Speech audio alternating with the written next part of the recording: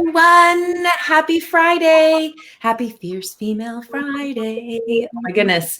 And I am feeling feisty with this wild updo. My homage to Rosie the Riveter and to Enid, our guest today. She loves it when I wear my hair up. So I thought, I'll do that today. In my honor. So I am so excited for you to all meet Enid. If you've seen any of the promo for the show, you know that Enid and I go way back. I don't even know. I mean, it has to at least be a decade. It feels like we've known each other for a lifetime. Our souls have been connected. And we have done so much travel together. This woman and I have been from coast to coast. We've flown over the ocean to Spain. We've rolled down ancient steps. And we have proof of that. We have proof. We have proof. We rolled down the ancient steps that were featured in Game of Thrones because we're both GOT fans. I'm actually watching it for the second time now. It's so much fun to watch it now that I can really, let it soak in. But let me read some things about Enid for those of you who might not know her. So on her bio on IG, on Instagram, she uses hashtags like a wild woman, which totally makes sense when you hear one of the hashtags. So we've got all of these are hashtags: entrepreneur, CEO, real estate, social media junkie, travel, art, wine, lived internationally, startup, international, Houston, luxury fashion. Woo! So many delicious words inside that bio. Also, she is a broker, a CEO, an international speaker.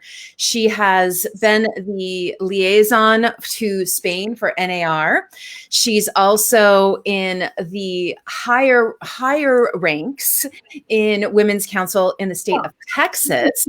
She's actually the president of, is it the Greater Northwest region? Is that what it is? Yes. Great Northwest. Yes. And so much more. I, of course, will link you to her LinkedIn inside the profile so that you can see more about her. You can get connected and, of course, weave your businesses and opportunities together. But welcome, Enid. I'm so happy you're here. Hi. I'm very happy to be here too, Deborah. I love having this opportunity because this is my favorite chat. Talking about Moxie. Well, you are often in the stream, often in the chat stream with our dearest beloved Amita. Yes. And it's always a blast to have somebody who has participated in the chat over onto the show, because you kind of have an idea of what's happening, but it's always fun to hear the stories of those people who have really supported the show for many years. So I would love to get started with getting with my community, this beautiful community that we are both part of, the Fire Up community, get them to knowing you better. So I'd love to know what's on your heart right now. What has been happening in Enid's world? Oh my goodness. There's a lot that has happened. I think everybody knows 2020. That was a year that everybody wants to forget. And, right now, really, what is in my mind is trying to get healthier. I wasn't eating very well, so I want to develop my business, get healthier, and go to the next step. I have done it all. I had a lot of experiences. I had a great office that we had to close after Harvey. I work under a brokerage. I opened another office. So I'm just looking forward to 2021. I'm so excited about 2021. Yeah, 2020, I think for a good number of people was a very high and low year.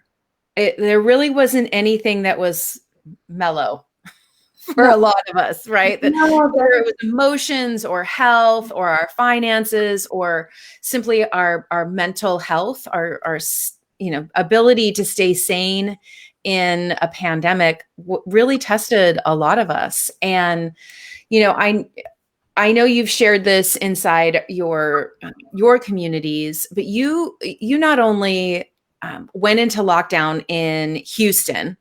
Houston had a really interesting, Texas in general It did. had an interesting relationship, an interesting dance with COVID in the early days, to say the least.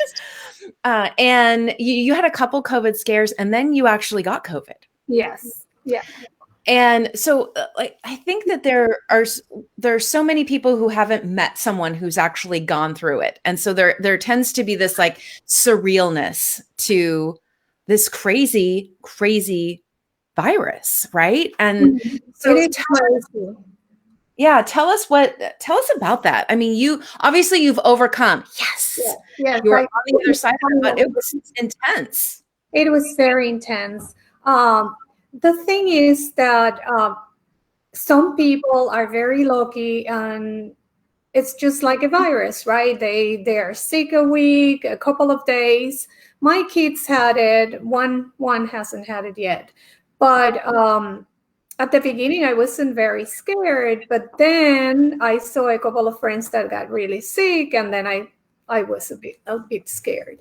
But when I started, I wasn't feeling very sick, so that was great. I didn't have any fever. I didn't have any pains, or I lost anything. I mean, I could taste everything. I was smelling fine, but I had bronchitis. And then after I had bronchitis, that was a problem.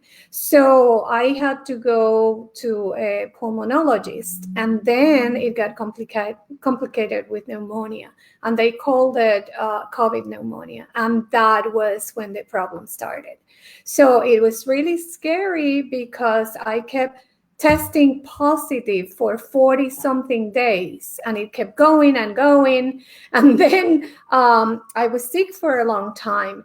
But the problem is that even though it was a blessing that I didn't have fever, or I didn't have those pains. That was a big blessing. But what really killed me is that I was very, very tired, and I couldn't breathe. And when you cannot breathe, that is the problem. I mean, that was very scary because it got to the point, I was sick for 58 days, I think. It was ridiculous. So that's why I haven't been anywhere, or people haven't seen me for almost 2 months, because I disappeared. I couldn't sleep. I didn't sleep during the night. And I slept during the day, and it was like on and off. I didn't have the energy even to take my telephone. I couldn't eat. I lost 13 pounds, silver lining, but I put it back. I put back half of it. So being tired, one of the worst things also was that I couldn't think straight. My mind was like a mushroom. I forgot things. I couldn't talk because I would forget the words. I couldn't speak in Spanish or in English. So, well, one of the things that struck me was that you shared with me that it was almost scary to go to sleep because you were having such trouble breathing during the day. And I think that this is something that I want more people to hear these stories, right? That it's not the normal flu. I mean, the normal flu doesn't make you scared to go to sleep thinking that you're going to have trouble sleeping. This is such a serious pandemic. And when you first were going in, you were kind of fading a little bit, right? You were like, you were saying things like, yeah, I'm not remembering things, or, oh gosh, I need to get back to that text. And so it slowly happened, and then it hit. And I think that that's also something that was really profound to me. That, I mean, you are a social butterfly. exactly. I mean, you love to be with people. You love to talk to people. You love to text. I mean, my phone, when you are in social mode, it blows up, right? It's like, wah!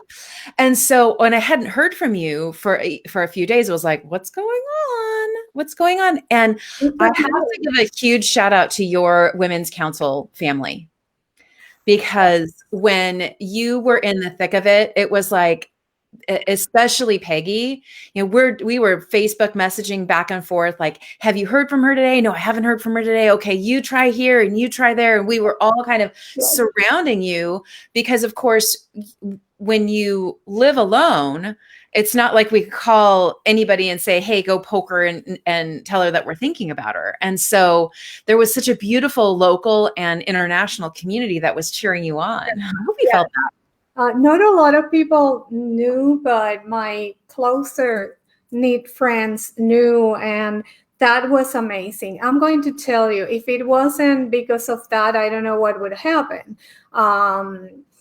So I received, they brought me food, and also my son that it's here, but they couldn't, the doctor told me, do not be close to anybody. I mean, you're extremely contagious. And it wasn't the COVID, it was the pneumonia, because it was viral. So I couldn't drink, I couldn't have anything for the pneumonia, because the pneumonia, it's a virus, so antibiotics will not do anything. So they were bringing food and dropping it at the door, and then, flowers and things like that. So I remember Thanksgiving, and I started in October, and I didn't know I was COVID positive by October 29th, and I didn't know until the elections day, actually, that I was. Even I did a video and I went out, and that's when I knew that I was positive, and I was feeling good. So at that moment, I took care of my dog, and I talked to someone to take care of it, because I thought, well, maybe if I feel sick for a week, somebody will take care of her. And but a couple of things. But then once I was sick, I was in that bed, and I couldn't even go and, to the bathroom. I mean, it was such an excursion to go to my bathroom, or to try to go and take a shower. It was very difficult. The thing about going to sleep is that you feel like you don't know if you're going to wake up. And that's what was scary. Yeah. I was trying, and I couldn't reach to my telephone. It was hard. So I want everybody to know it's not a hoax, and it's hard. Some people get it, and some people are good and they're okay. So luckily, I'm so glad for them, but it's scary if you get it like I did. Yeah. Well, and I think that, there's the beauty of having a community that knows you and loves you, is that there's grace on, the not getting back, the, not being able to. I think the scariest part for those around is not being able to connect with you, right? Because you are so connected, that it was scary for your community to experience you going through that as well. And so I'm so grateful that you are here with us. I'm so thankful that you are, thriving on the other side, and that you are sharing the story, because there's so much power in people going, I know someone, therefore it becomes real, right? It's almost like in the women's empowerment side of things, when we're encouraging women to step up into leadership, when they finally see someone that looks like them in that leadership position, there's an extra amount of confidence, and it's almost like it proves it. Like COVID is real. Enid experienced it. Take care of yourselves. Wear your mask. Physically distance from other people. Like, be safe. Protect people, right? Protect our loved ones. Yeah. Well, what I would love to do is kind of step into the next spot in your journey. And one of the things that you and I have been doing together virtually for many years is when we talk through our words, right? Whether it's you're getting ready to do a talk or I'm doing a talk and it's like, hey, how does this sound? Of course, when I was doing the Moxie talk in Spain, you were like, okay, this is how it translates in Spanish. So it's great to practice, to listening to one another and throwing ideas, because then you have somebody that loves you, another perspective. So that's amazing. Yes. So let's talk about the words that you use. So I always ask everyone to choose 3 words to describe you. And we're also at the beginning of the year, so we also have the bonus of our guiding words. So the words that you put on your list were passionate, leader, and grateful. And I'm going to save the guiding word till after we talk about those. Okay.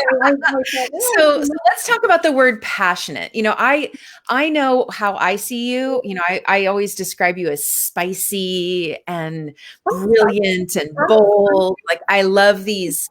You have this energy about you that is very passionate. But when you use that word for yourself, what are you thinking about? How does that make you feel? It's passion is something that embodies me. I think when I feel or I believe something, I like to fight for it. I'm feisty. I'd like to try to let people understand what it means. And but you know what? Before I said passionate, I wanted to say something. Making or getting to these words, it's not an easy task. I wanted to mention that before we started this. Listen, I have, and I'm going to show you papers and papers and papers, because coming to your words, it's a big job. And maybe we were going to talk about that after I come to my word. So I'm sorry, I deviated a little bit, but I wanted to say these words are not easy. You need to really see what speaks to you. How are you? And I feel that I'm very passionate. When I believe something, I fight for it. I go 100%. Yeah, I would agree with that. Yeah. You are an advocate for what you are passionate about. And I think that is beautiful. Whether it's a human or a cause or a group of people, I love it. I always say you go all in, Enid.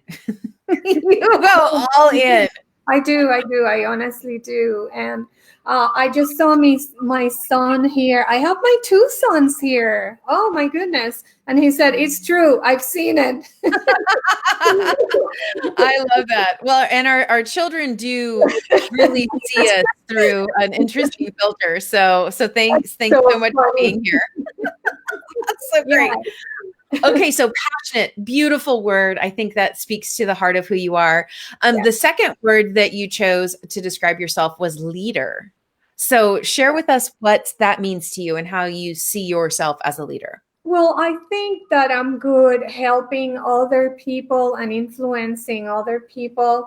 I think I'm good at commanding their attention, and I am passionate, again, about training and teaching what I know.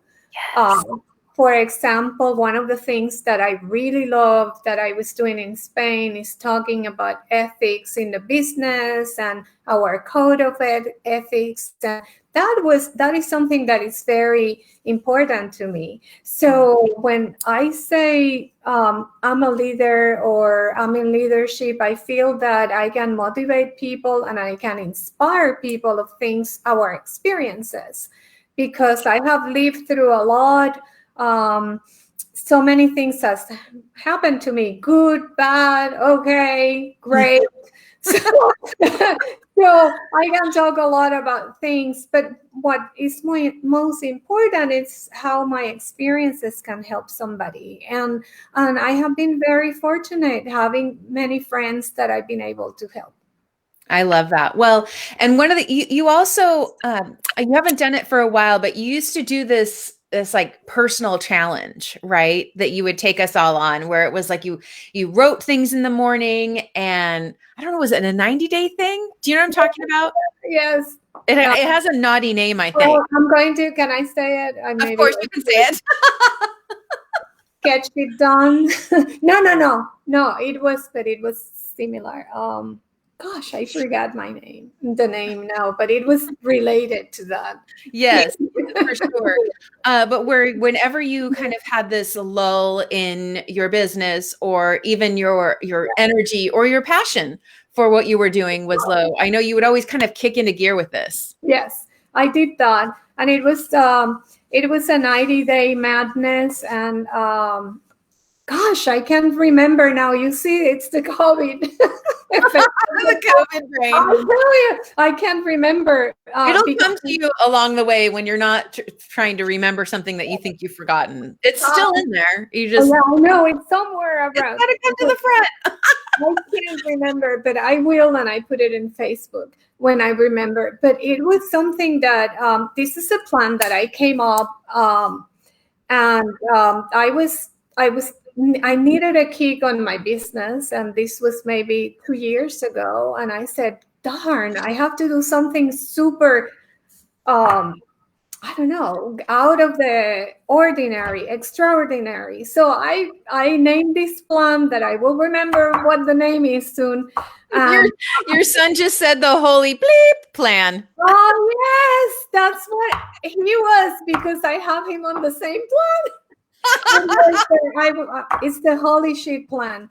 And it was like, holy shit, I have to do this and this and this. With that first month, I remember I sold 3 million. And I said, I have to do this holy shit plan more often. And then I my agents, and we had a lot of fun. But it's really, you can do it in everything in your life. You just have to put your goals and think, okay, can I do this? And push yourself. And I always tell everybody, and my kids, my agents, everybody that will listen, aim high. Here in Texas, they say you have to aim high. So when you shoot, you hit your target. So you have to aim high. And if you think, oh, I'm going to do this, yeah, you will do this, but try to do the extraordinary. If you try to do it, you probably will do it. You'll make it. I love that. And that really, this example really weaves in your passion as a leader. I love that. And then the next word that you chose was grateful. And yeah. This word is so beautiful. And I would definitely say, Enid, that I have seen you practice gratitude throughout our friendship. So let's share with the community what the word grateful means, what that looks like, how it shows up in your life. Well, first, I'm very grateful. Especially, I think my life has another meaning now. After COVID, I think my life is a little bit different. I appreciate things better. Mm-hmm. I don't want to do things that I don't want to do. I don't want to say things that I don't want to say. So when you go through something so traumatic, it helps you and help you understand what you want also. So being grateful is that I'm not mad that I had that disease or that virus or the whatever you want to call it. At the beginning I was, but then I think it made me feel brought a lot of feelings in me. And I am so grateful that I'm out of it and that I can learn. And I started in the middle of it. I tried to do a grateful journal, and I always write in the morning. One of the things that I do is at least write 3 things that you're grateful for.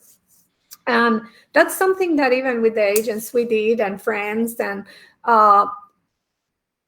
it will live in a life of gratitude. It just makes you feel better. You see things different. I mean, when you're grateful, you go through life, it doesn't matter. And another thing I learned, with somebody, because life is not perfect, right? And you have people that you love, some people that might love you or not. And I have learned in the last few months is send them love. And I send them love and forget about it and be grateful.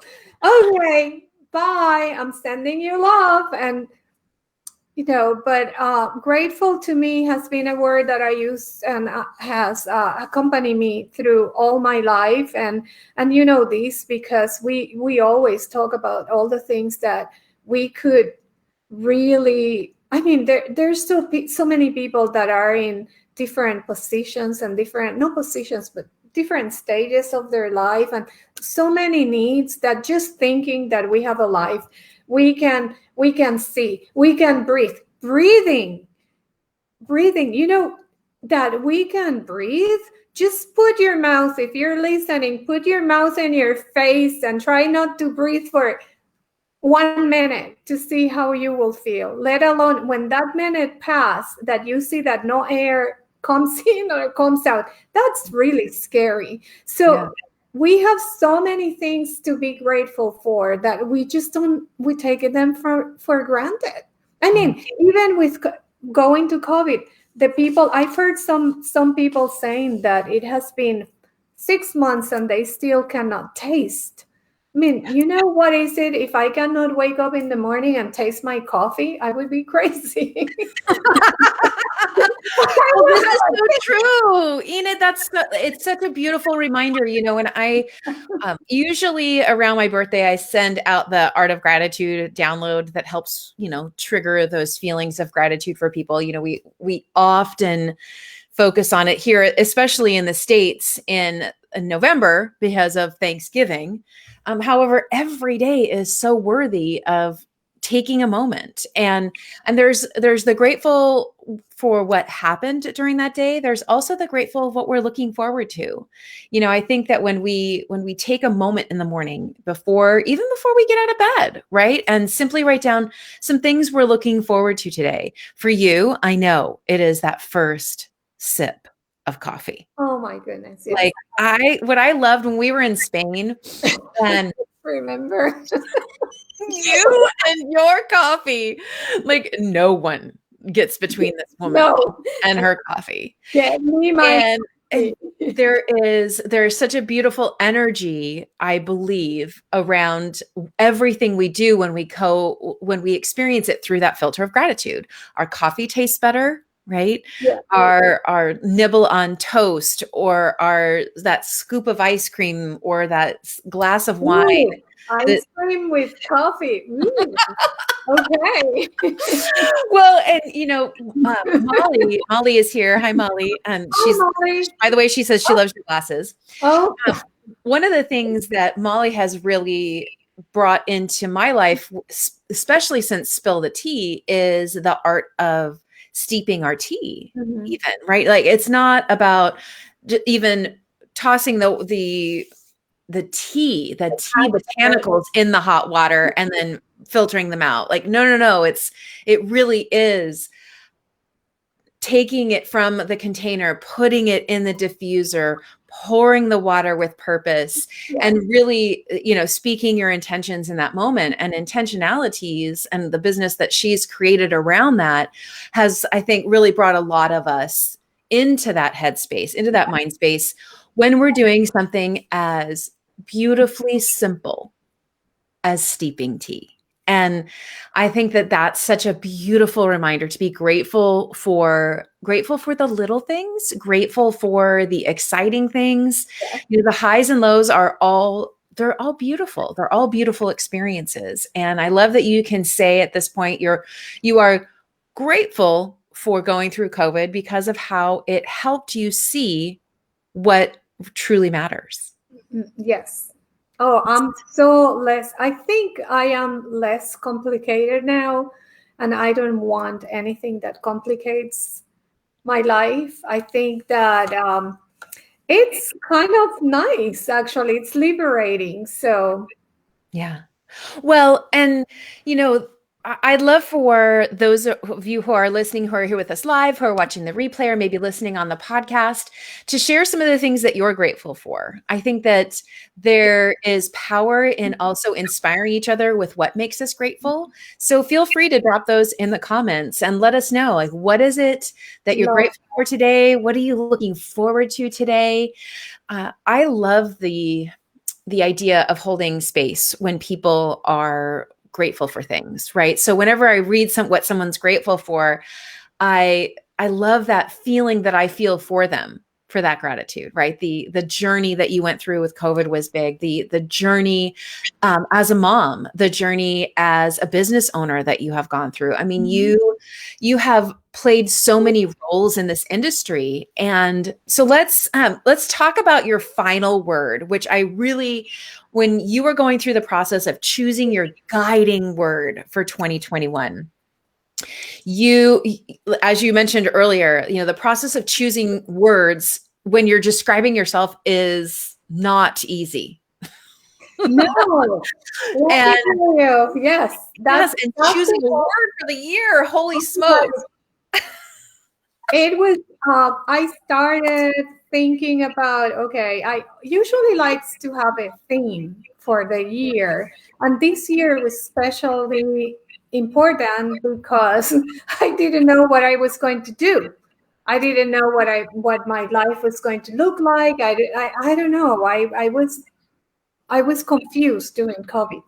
But then we started talking, and I read something in John Maxwell, and then I read a lot, and I'm always like reading and listening to inspirational things. And then Deborah has a program that she reminded me of, and I started working with it. And then I started working with these words, and I'm like, my goodness, how can I find my word? It's really difficult. You have to think about it. And I tell you, I show you, it's true. Paper,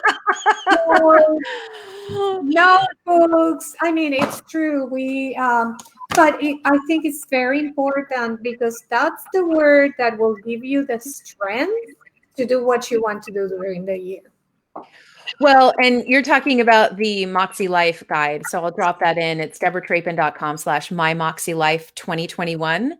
And that takes us each through the process of not only defining our words, but there's also the element of choosing what we want to focus on this year, right? Like our personal life commitments, not how much money we want to make in our businesses, but as women, as humans, having this, these spiritual beings having these human experiences, it's so important for us to slow down and say, what do I want more of? What really, is there something I need to have less of in the 12 months ahead of us? And all of the different steps. Who do you want to spend more time with? Who do you want to honor? One of my favorites is the question around what is the good deed you want to do more this year? What is that? And I think that each of us, as we walk through the guide, we experience what you experienced. How do I choose this? All these words. You get shocked because you think these questions, you think it's easy. Okay, what is a project I want to complete? What? Wait, I want to complete 10 projects. Are there no? So every single question makes you think and take the time. So it was awesome that I did that during my last year. It was the last week when I started getting better. That was, I would say that the first day that I felt better was the 24th. And my kids were able to see me and we were together. That was great. So I started that week. It was the last week of December and the 1st of January to think really, okay, what do I want to do? And whatever I could remember things, I will write it. I'm kidding. I'm exaggerating a little bit. But there's so much truth in it, though. I mean, I think that we forget that it's not only when you've tested positive, there's the leading up to COVID and post COVID. And we don't know what the ramifications are going to be of of the virus. And so you, your foggy brain, or what did you call it? Your mushroom brain earlier. But that confusion, and so that's the beauty of the process too, right, Enid? I mean, you were texting me like mad when you were going through this. You were like, how am I supposed to choose just one? And that is the power of this process. Yeah. Please, everyone who is hearing my words right now, we are all capable of learning new skills, of spreading more joy, of taking care of ourselves on another level. It's all about what we choose to focus on. And so there might be 10 passion projects you want to finish this year. So start with the first one. Write down one that you want to finish. If and when you finish that passion project, then you can move to the next one. The problem, I think, with us in today's world is that glorification of hustle. And if you don't have 7 businesses, if you don't have 17 goals, if you're not go, hustle, you're somehow not enough. When, I know for Molly and for myself, especially on Spill the Tea every week, like it's kind of like the anti-hustle hour, right? It's like, let's be still, let's breathe, let's refocus, let's talk about what's happening and be present. And so let's share with everyone your word for 2021. Well, I hope I don't disappoint anybody, but my word is resilience. Yes. And I think that's really what I think that word, it's me. Honestly, I feel that that's my word. I don't think, what I think about hustle. I hate when somebody says, I've heard many men interviewing and said, well, I want somebody who hustles.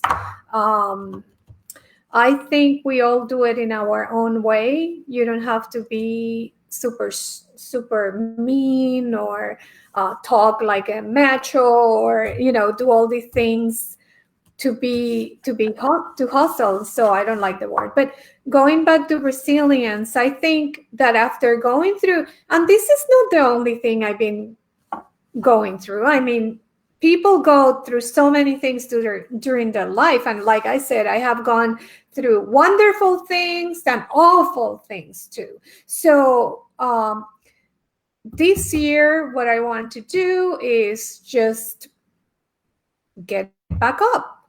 And I think the word is just perfect for that. Yes. Well, it is the perfect word for that. And last year, I don't know if you'll remember this or not, but last year in January of 2020, I flew down to Austin for Jay Renee's event. Yes. And that event theme was resilience. Oh, I forgot about that. I know. I was thinking about that when I was getting ready this morning. I'm like, oh my goodness, that was Jay Renee's word, the theme word for her event. And how appropriate that as you walk out of the fogginess that was 2020, the uncertainty followed by the, being sheltering in place and, getting COVID, all of those elements kind of creating this stormy life, right? Walking into this beautiful next day. That was at the beginning too. Wasn't it at the beginning? It was January. That was the last time I think we saw each other in person. Was in Austin, right? Was the last trip. I think that was one of the. It's incredible that but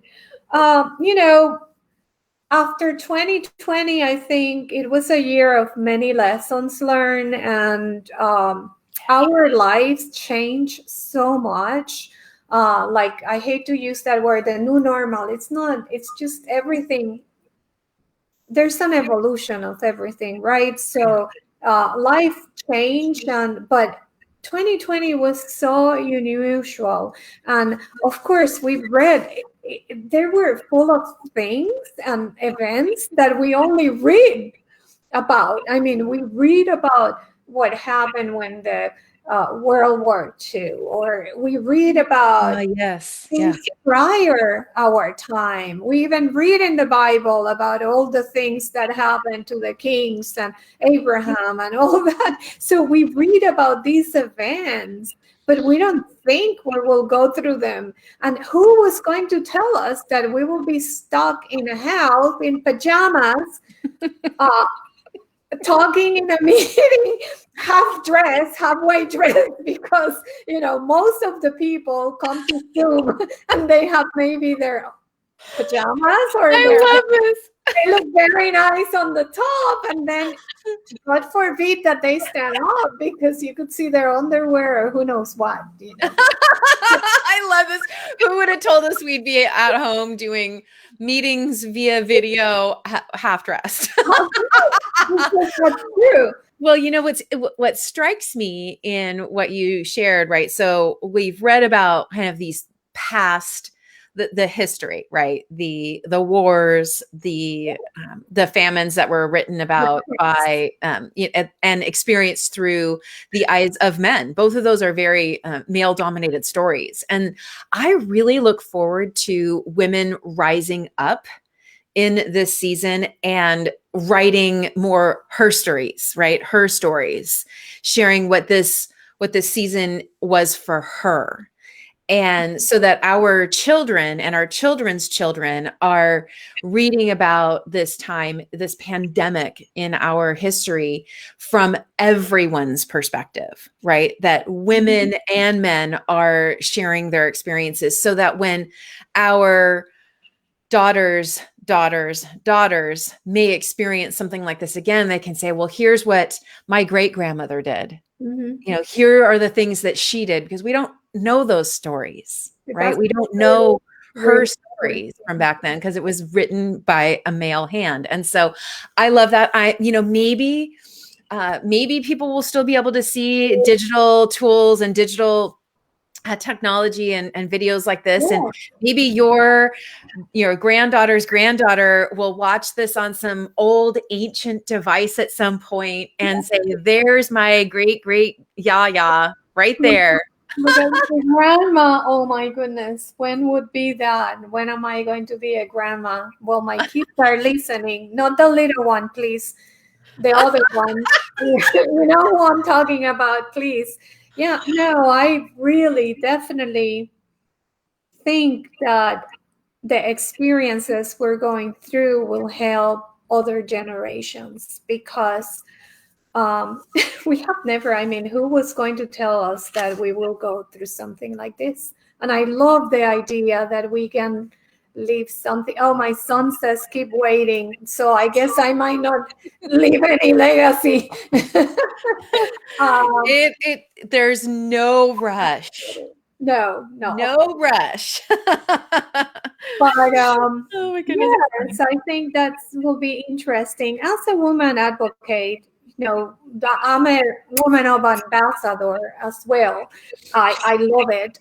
We want to lift other women. We want to help other women, the ones that came out, that will come after us, that they can understand the things that we went through. Because maybe in 20 years, the things that we're going through right now might not happen. Maybe there's going to be, maybe it will be a woman, a world dominated by women, that they will be the presidents, they will be the more CEOs, and who knows what will happen. So who knows? They will not know, like we really don't know what our ancestors went through, the women, what happened to them when they were trying to get to vote, when they were not even listened to. So these things, we really don't know how it's going to be in many decades from now. I know, right? Well, the crazy thing is watching Game of Thrones the second time, right? And in particular, watching our Cersei, our lioness. Oh, yeah. She really, I was just watching one of the scenes where she's talking to her son, and man, that Joffrey is such a little shit. Oh, yeah. oh, I just want to reach through and shake him out of his, like, whatever this evil little spell he's under it. But anyways, I digress. So often in that show, you hear those misogynistic comments like women should be seen and not heard, or that women are chattel, and smart women keep their mouth shut and do what they're told. And I think even though those women were under that kind of patriarchal, misogynistic leadership, they still got things done.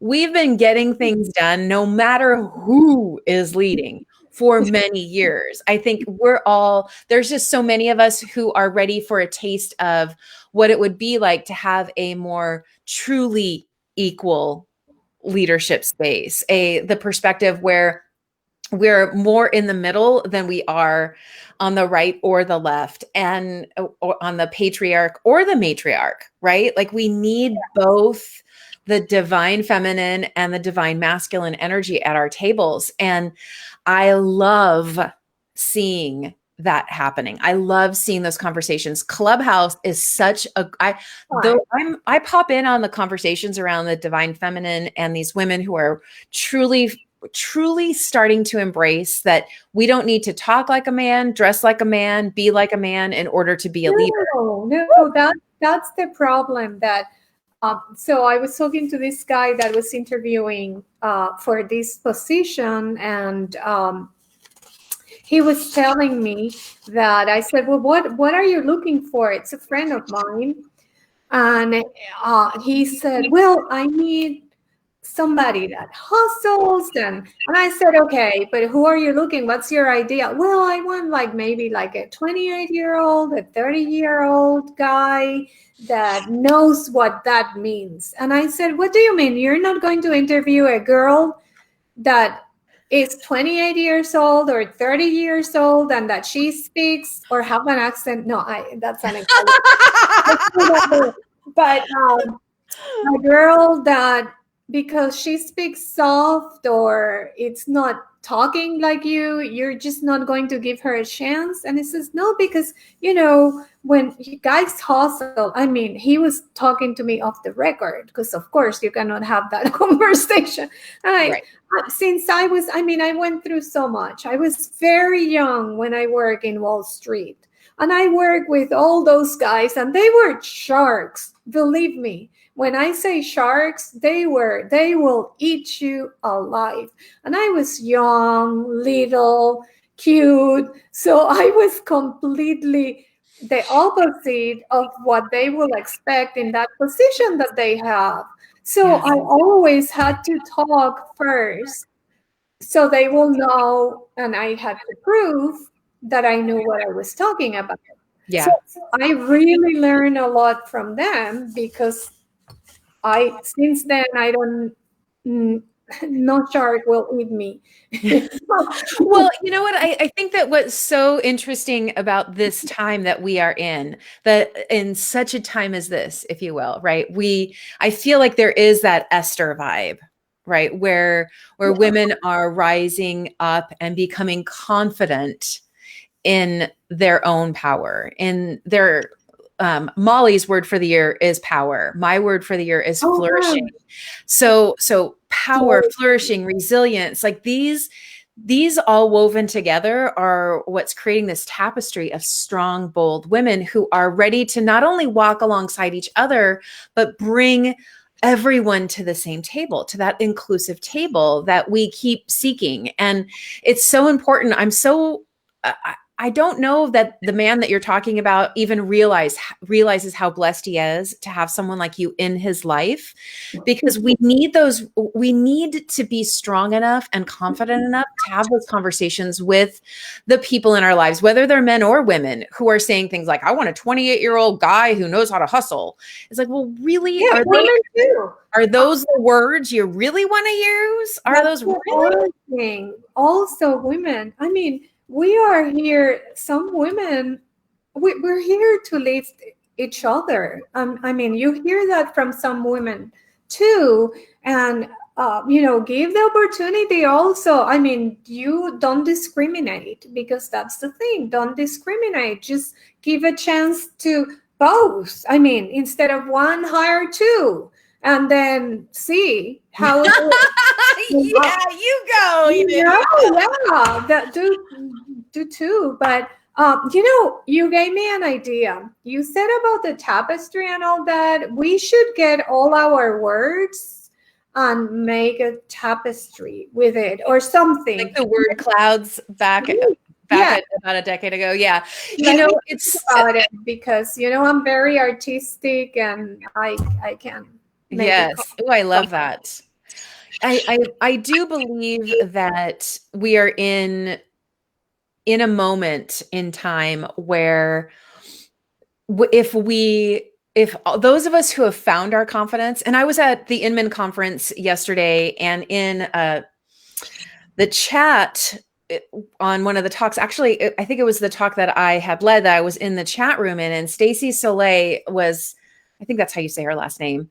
She coined this term. She was like the confidence cloak. And I love alliterations. So I was like, the confidence cloak. I love that, Stacy. But when we have the ability to walk around in that strength and power, and we can shine it with grace, right? And with patience. And it like one of the things that I learned in so many of the books that I read last year was this focus on words. Where are the words that I'm using? Where do they come from? What's the etymology on those? Where does that come from? And really making sure that the words that I'm using are really the words that make the most sense, right? And I think I was sharing with you and Amita in one of our Zooms about this, how when we step back and we look at all of the big fancy book lists out there, that so many of the books that are written from the male gaze or the male perspective, and they're about things like war and battles and sports, and all very like aggressive, where you need to be in aggressive, almost violent headspace, right? Like, I'm gonna win. And what the energy in your words, the energy in the descriptions for your words, whether it's your guiding word or the other words you chose for yourself today, is this beautiful, that divine feminine, right? This nurture. And one of my missions for the year is to flip all of these, like the battle analogies and metaphors, into gardening and sewing and carpentry, and really looking. And I'll tell you, it's interesting how often I'll see like the word slay or crush or kill or like killing it. It's like, really? I don't want to kill anybody. Like, but these words that have become so normal, right? Words are powerful, and everything that comes out of your mouth, it's very powerful. So we have to think what we say. And I must say, sometimes I make mistakes, and I could say a word and then I say, oh, what did I say? And if you use words that are negative and that will really hurt somebody else, I mean, your words really are things, basically. I believe that words are things. So another thing I'm trying to do is trying to be very mindful of the words I use, because sometimes we could be a little bit, we can make mistakes and say things, and then you say, oh, I say what? But what was that? But one of the things about the word that I really love, and ladies, if you're going to do your word, and actually Deborah and I talk a lot about this, is that your word is an acronym. So don't stop there. And like my word, resilience, it's such a long word. Oh, so did you create an acronym, or did you create an acrostic this year? Well, I haven't write sentences yet, but okay. I have written some sentences, but I haven't written All I of them. wrote what I did is that I wrote the words that resonates with me and my life with everyone's. Like, Yes. for example, E in resourceful could be like endurance, Yes. encouragement, education. So all these things that I want to do, and I said, oh, I want to do this. This represent me, endurance, or I want to encourage somebody. The S, for example, and I was looking at my notes, is self-care. Yeah. And that's one of the things for me this year. This year, I want to get healthy. I want to be healthy. And that's one of my focus. So I'm trying to take my word and see what that word really encompass all the things that are together and will make my year. And I'm really excited about that. I love that. Well, and that's the beauty of choosing the longer words, right? Because when you have a word like resilience or a word like flourishing, you have the ability to weave in some of those life commitments that you just made to yourself about the skill you want to learn, the place you want to visit, the good deed you want to sprinkle, the people, how will you connect with those people more often? I love that you incorporated things like educating others, because I know you are so passionate about sharing your knowledge and your wisdom. I love self-care. That makes me very, very happy, as you know, to know that you have self-care on your radar. And so for those of you who haven't downloaded the Moxie Life Guide, please do that for yourself. Give yourself that gift this weekend. It's never too late to choose your guiding word, because there's nothing that says you have to have it January 1st and it disappears December 31st. Exactly. A guiding word, I've had guiding words that have followed me a year and a half in the past because I wasn't done with it yet, right? This is your one big, beautiful, bold life. And there are no rules that you cannot change. Exactly. It's your world, your world. Whatever you want to do is what you can do. That's right. So are you ready to do some rapid fire questions, Enid? I'm not sure. Okay, we'll do it, Are but you ready? let's see how my mine is. Okay. Okay. What is on your nightstand? Water and a book, water and my Echo, Alexa. Oh, good. Oh, you call your Alexa Echo. So do we.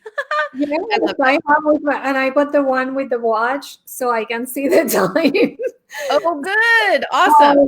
I love Love that. I don't think anybody's ever said that one before. All right. Sunrise or sunset? it. Ooh, I love the sunsets here. I love it. I love it. Love it. Dark or milk chocolate? I'm a milk chocolate. I prefer that. Thinking about Hershey. I'm going to push the button, push the pause button on this. It is so interesting. There is such a weird stigma around milk chocolate because people say it's almost like they're confessing a sin. There is nothing wrong with milk chocolate. Oh my goodness. There are probably more refined milk chocolates out there than maybe a Hershey's bar. But you know what? There's nothing like a s'mores with a Hershey bar, right? So let's just drop all that weirdness around loving milk chocolate. You are a proud milk chocolate lover, and I love that. Let me tell you, I am a proud lover of chocolate. That's why I need to self-care and I have to eat healthier. Because if you look, I have Oreos. I love Oreos. Sorry, but I love not sorry. Well, that's true.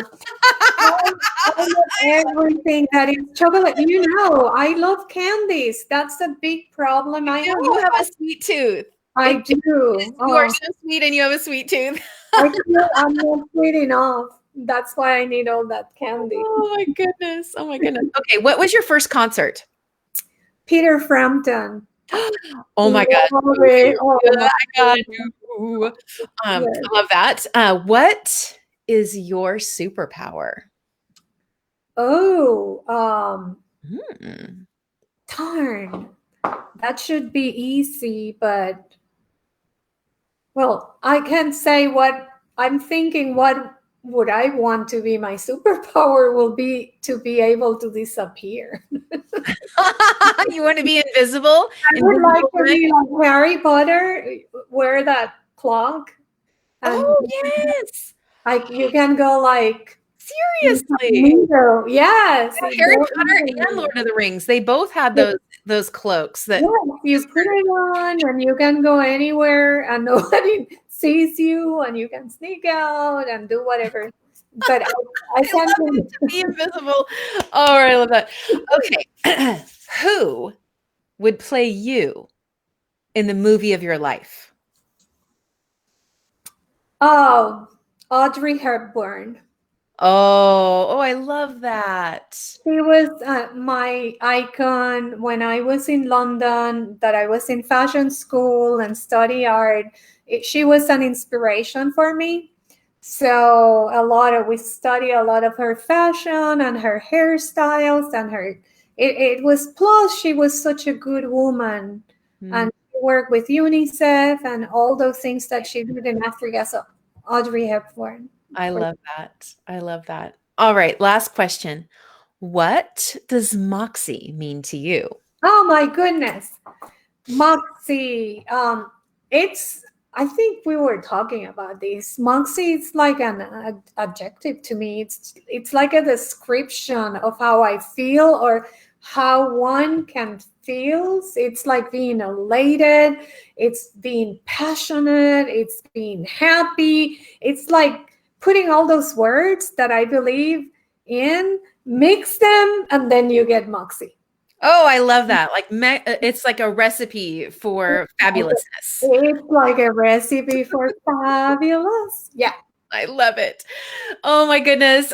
We're coming up on the hour here. So any final words of wisdom you want to sprinkle over the fire up community before we go today? Yes, I would like, especially to my women friends and for all the women out there, men too. But I think that we need to lift each other. I had a conversation, I think the other night, Amira and I were talking about it. And I think you came to the conversation too. And we were talking about that. It's so important to feel the love for our friends and try to lift them. And we see so many times cattiness and kind of fights, and I think it will be so much better if we see the good in any other person or any other woman around us. I think that's the most important thing for me right now. I think as an advocate, and again, I said as a Women Up ambassador, I want us to help each other. I hate when we're talking about each other or women are talking behind the backs and things like that. That's not who we are. We're nurturing. We are nurturers. We are good.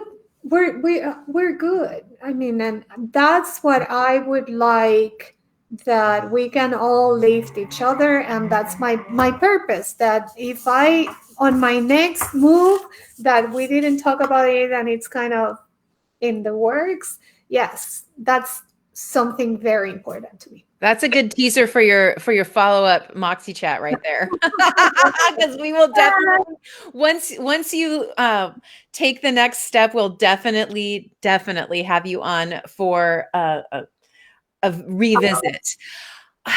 I love the idea of us all walking into the weekend with the thought of circle around your lioness sisters, sprinkle extra love, let them know they are seen and heard and understood, and of course, loved by you. So take some time this weekend, take some time whenever you're listening to this, whenever you're watching it, or maybe you're listening over on the podcast, take some time to write a list of 11 women that you want to reach out to and send them a quick text, give them a call, write a love note, do something fun for them. Let them know that they are on your mind. Let's all collectively raise that vibration, right? Let's sprinkle the positive feelings over our space as we get ready to walk into the next day, the next week, the next month, right? Where it's always the first day of the rest of our lives, every day we wake up. So, all right, everyone. Thank you so much for joining us today. My goodness, as we just teased, we'll definitely be having Enid on the show again. She's got some things in the works, and we're going to want to watch what's going on over there. So please share this with those that you think would benefit from it. If you've got somebody who still thinks COVID is a joke, this is a great conversation for them to hear as well. Hello. And we love you all so much. We look forward to engaging with you in the comments below. Have a great weekend, everyone. Bye. Thank you for being here, Deborah. Thank you for having me. Love being here. Go Moxie. Go Moxie. Love you. Bye. Bye. See you later. Bye.